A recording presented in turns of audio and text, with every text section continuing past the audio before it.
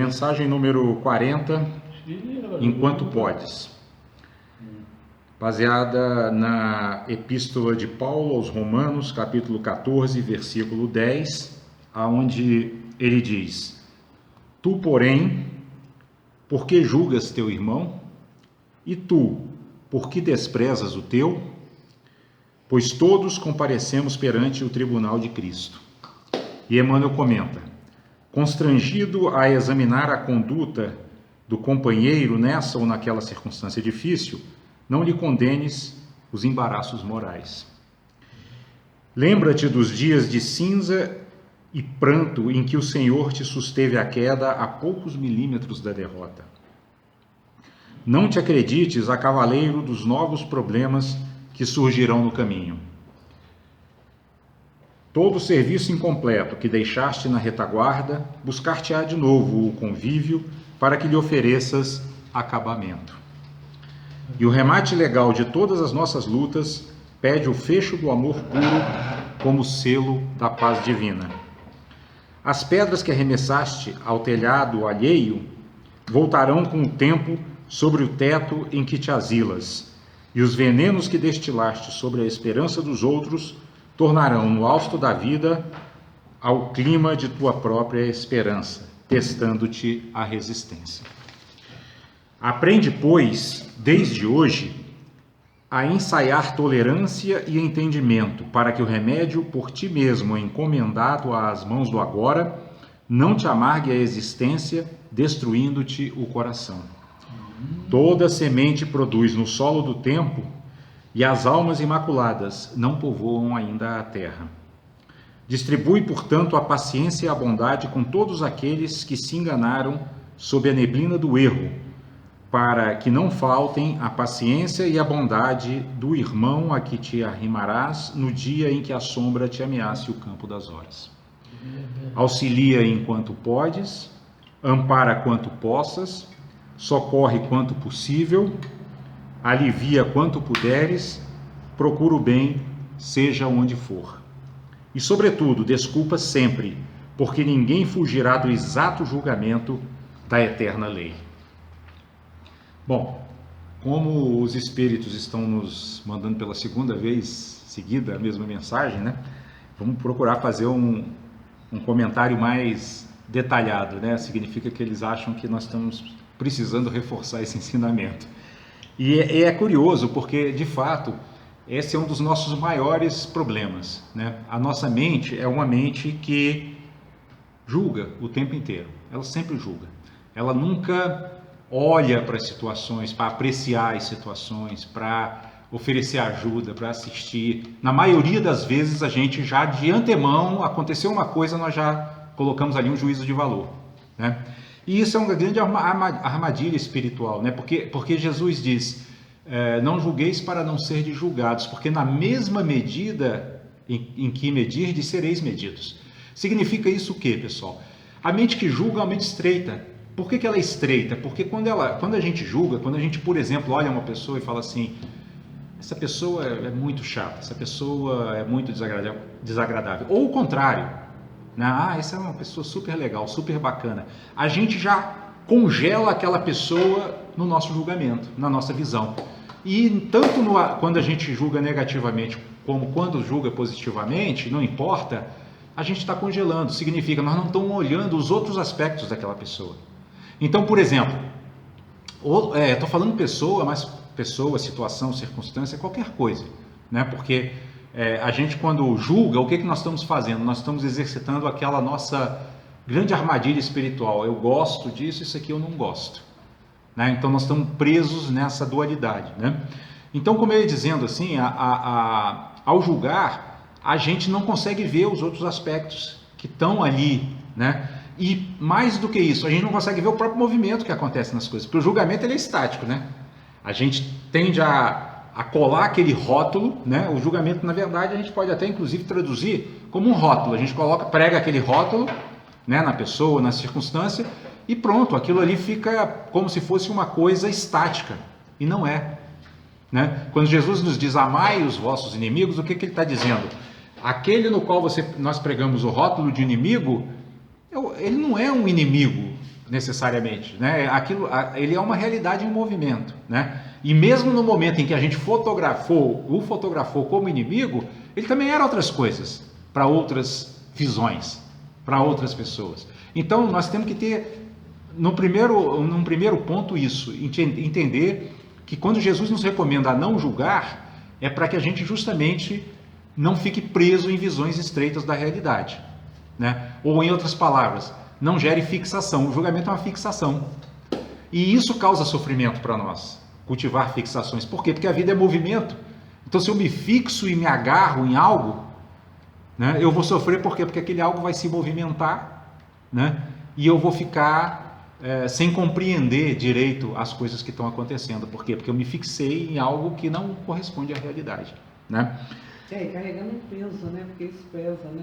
Esse é outro... O julgamento pesa, né? A gente carrega isso, né? Exatamente. Foi uma boa lembrança, porque Jesus ressalta isso quando ele diz: leve o meu jugo e suave o meu fardo. Ou seja, quem segue os ensinamentos de Jesus não carrega esses pesos. O que é a mágoa? Né? A mágoa é justamente isso. Eu fotografei, talvez a pessoa tenha tido até um momento infeliz mesmo conosco, mas não nos cabe fotografar aquilo e guardar. A mágoa é justamente o guardar algo que eu considerei negativo na atitude do outro. Aí já era isso que a Sol acabou de falar, o peso. Eu fico carregando aquele peso, né? E pior ainda é quando o espírito carrega esse peso para além da desencarnação, né? Isso acontece com muita frequência, né? E aí a caminhada da pessoa fica pesada, não apenas no plano encarnado, mas também no plano invisível.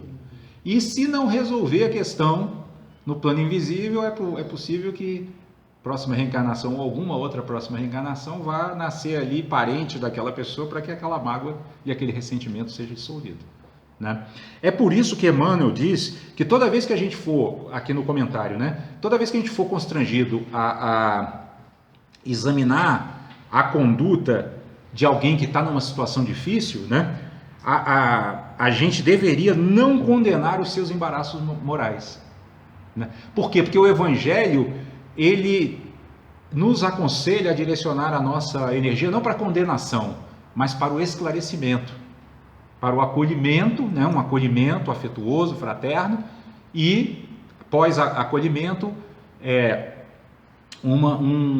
sendo possível um esclarecimento, não sendo possível um esclarecimento, um silêncio, que seja, né? É aquele provérbio indiano que eu já citei algumas vezes aqui, né? Quando falares, cuida para que tuas palavras sejam melhores do que o silêncio. Às vezes o silêncio é a melhor alternativa, a gente silencia. Mas qual é o importante? O importante é que a gente não condene a pessoa por causa de seus embaraços morais. Como fez Jesus, né, com Maria de Madalena e tantos outros, né? Emmanuel, inclusive, chama a nossa atenção para o fato de que quantas vezes seres mais amorosos do que nós, né, mais compreensivos do que nós, nos estenderam a mão quando nós tropeçamos.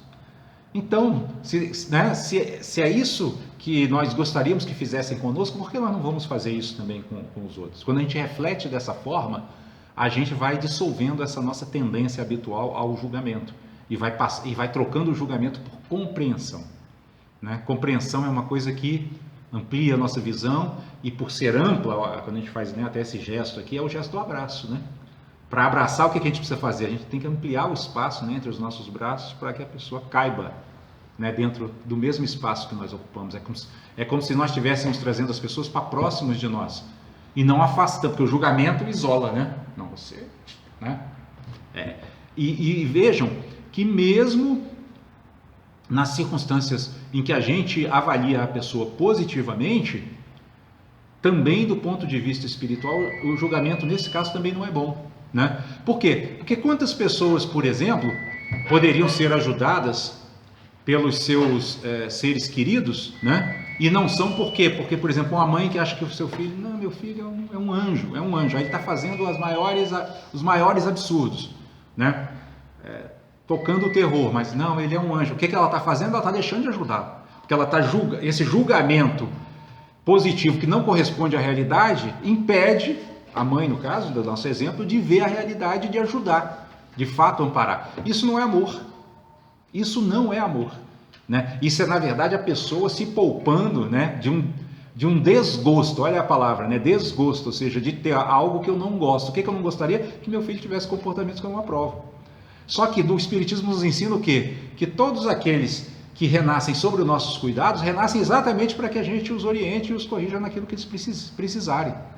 E não para que nós passemos a cabeça na mão deles ou os tornemos pessoas mimadas, porque isso só vai prejudicá-los no seu caminhada espiritual.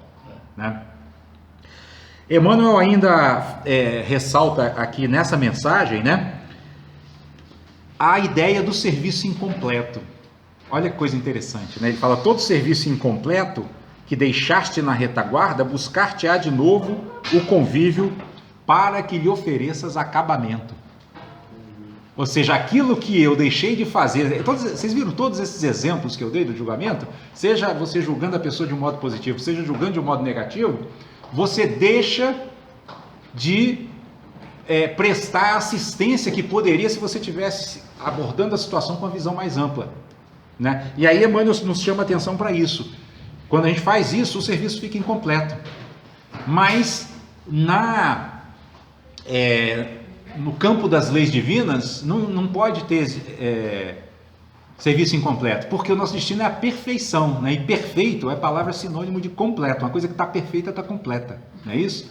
Então, tudo que nós deixarmos para trás, vamos ter em algum momento que refazer. E quanto mais tempo isso demorar, a literatura espírita nos mostra, mais complexa e mais difícil será a situação para a gente desfazer, né, o embaraço que nós criamos por causa do nosso julgamento e daquilo que nós deixamos de completar por falta de compreensão. Certo? Uma outra imagem que Emmanuel ainda usa aqui é sobre as pedras, né? Ele fala: as pedras que a gente arremessa para o telhado alheio, é a palavra dele, voltam sobre o nosso próprio teto. Isso é o quê? Lei de ação e reação. Então, por isso volta da fala de Jesus, né? Quando ele fala: não julgueis para não seres julgados, significa que quando nós julgamos, nós somos vítimas de julgamento também. Né? Aquilo né? Isso é uma coisa óbvia, né? Falei até no começo aqui da nossa reflexão, que o julgamento estreita a nossa visão e a visão estreita causa sofrimento. Então, ao julgar, nós já estamos causando sofrimento para nós mesmos, antes de qualquer outra coisa. Né? E deixando de prestar assistência e ajuda àqueles que a gente está prendendo, né? Porque é uma verdadeira prisão, prendendo dentro do nosso próprio julgamento. Né? E aí, Emmanuel vai nos recomendar o quê? Ele diz: aprende desde hoje a ensaiar a tolerância e o entendimento. Isso é fundamental, porque tolerância e entendimento são o quê? O antídoto para a nossa tendência de julgar. Né? Vocês reparem que todos os ensinamentos do Evangelho, eles nos passam os antídotos para os nossos males morais. Então, por exemplo, uma coisa que é muito enfatizada no Evangelho, o perdão, porque ele é o antídoto da mágoa, ele é o antídoto do ressentimento, ele é o antídoto do ódio. Né? Quando a gente perdoa, né? A gente faz aquilo que a Sol falou, a gente torna mais leve a caminhada para nós e para o outro, mas principalmente para nós, né? Porque a gente se desliga daquela situação penosa à qual a gente se mantinha ligado pela mágoa e pelo ressentimento. Porque esse é que é o grande problema desses sentimentos negativos, né? Eles funcionam como uma amarra que me mantém preso a coisas que já ficaram para trás. Né? A gente fica preso ao passado. E tudo isso por quê? Porque, como diz no Livro dos Espíritos, a raiz dos nossos males é o egoísmo e o orgulho. Diz que a raiz de todos os males humanos, na raiz, lá na base, né, de onde brota tudo, egoísmo e orgulho, né, o que significa uma supervalorização de mim mesmo, né, e quanto mais eu me valorizo, né, quanto mais eu me superestimo, né, mais eu fico suscetível a qualquer coisinha que falarem sobre mim. Não, tô pensando, né, aquela velha história, tá pensando que tá falando com quem? Né? Quer dizer, a gente se sente assim, né? O cara, né? A pessoa, né? O ser. Né? Intocável. Intocável. Não pode estar falando esse tipo de coisa de mim. Eu sou uma pessoa maravilhosa, né? Sou o suprassumo, né? Ou então a pessoa manifesta isso sobre a forma de uma certa vitimização. Eu não merecia isso, né? Ele não podia ter feito isso comigo. A diferença aí é só de fachada, mas na base de tudo é a mesma coisa, né? Um aprisionamento a algo que já ficou para trás, a uma marca, né, em um acontecimento que já ficou para trás. Então, ao final, o que a gente poderia ressaltar aqui é o que Emmanuel nos recomenda como ações que vão nos levar a cada vez mais superar essa nossa tendência a julgar, né? A ser rígido. E que ele traduz aqui em 5 ações: auxiliar, amparar, socorrer, aliviar e procurar sempre o bem. Então, auxiliar, amparar, socorrer, aliviar e procurar sempre o bem. Seriam as 5 ações que, sendo por nós exercitadas, nos libertariam dessa grande prisão que nós criamos para nós e para os outros, né? Que é essa tendência de julgar, de colocar as pessoas dentro de rótulos, né? Como se elas não pudessem sair dali nunca mais. E, na verdade, a gente sabe que a essência da vida é liberdade, né? Uma das leis morais do Livro dos Espíritos é a lei de liberdade, é o livre-arbítrio. Então a pessoa está sempre fazendo escolhas, e mesmo que ela esteja fazendo escolhas ruins agora, não significa que ali na frente ela não possa fazer escolhas melhores. E o mais importante é que todos aqueles que passam pelo nosso caminho, nós temos a responsabilidade de oferecer o nosso melhor para que eles possam fazer escolhas melhores.